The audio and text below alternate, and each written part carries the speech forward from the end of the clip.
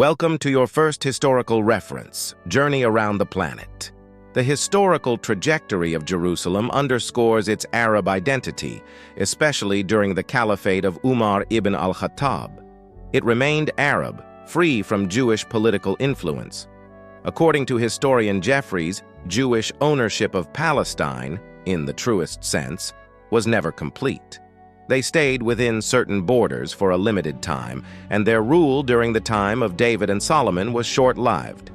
In conclusion, the historical connection of Jews to Palestine was brief, and the period of having a kingdom was limited.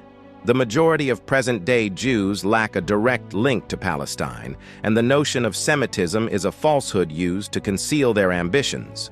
The current Jewish population is divided into Sephardim and Ashkenazim.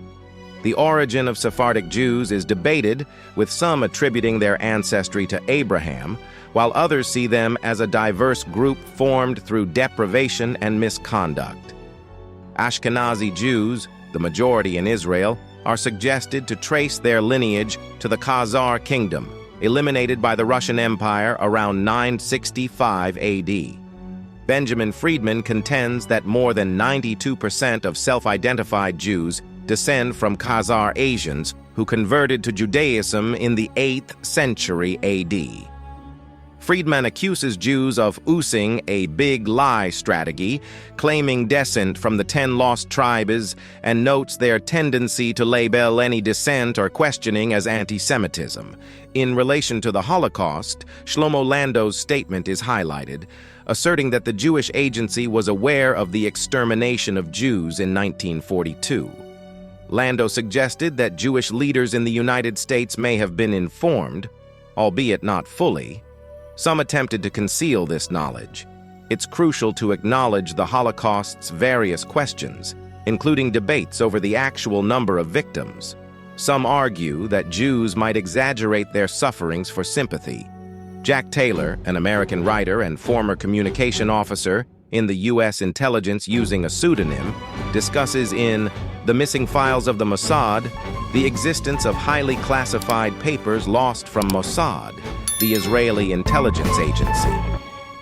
These perspectives offer diverse viewpoints on the historical and ancestral backgrounds of Jews, as well as controversies surrounding anti-Semitism and the Holocaust. The recovered document from the Mossad, as mentioned by the writer, challenges the term anti-Semitism, considering it a misnomer from the start. It contends that the hostility attributed to the Semitic race is actually an intense hatred towards European Jews, who likely share similar Semitic roots with other Europeans. The document declares this as the last mention of the term, asserting a commitment to raising the banner of anti-Semitism until all Zionists unite into one state. The portrayal of Jews as secluded and vengeful people, resistant to integration into their original societies, is explored.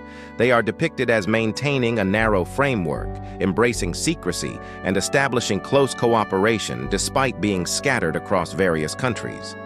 The belief in their chosen status and the sense of deprivation from displacement have led to a perception of uniqueness and a chosen people mentality. This, in turn, has manifested in instances of rioting and sabotage, with Jews gaining notoriety for organizing clandestine movements and being implicated in historical turmoil. In the historical context, Benjamin Franklin's warning about the perceived danger of Jews to the moral fabric of countries where they settled is mentioned. Franklin suggests that Jews, due to their isolation and persecution, have been implicated in financially strangling nations, citing examples such as Portugal and Spain. The Sixth Congress of the Communist Party in Israel concluded that both Zionism and anti-Semitism share a common foundation, considering Jews in all countries as a foreign element distinct from the local population. The prevailing sense of Jewish superiority, contempt for those outside their community, and a suspicious outlook towards others are discussed as contributing to an aggressive attitude, leading to the use of violence when deemed necessary. This disdain for others and the assertion of dominance have resulted in an aversion between Jews and the people of the countries they settled in. This has given rise to closed Jewish neighborhoods known as ghettos. The hostile perspective through which Jews view people and nations, coupled with a sense of greed for others' possessions, is presented as motivating them to engage in espionage, to identify vulnerabilities and harm nations strategically. If you like the video, don't forget to hit the like button, subscribe, and activate the notification bell to receive all the latest updates.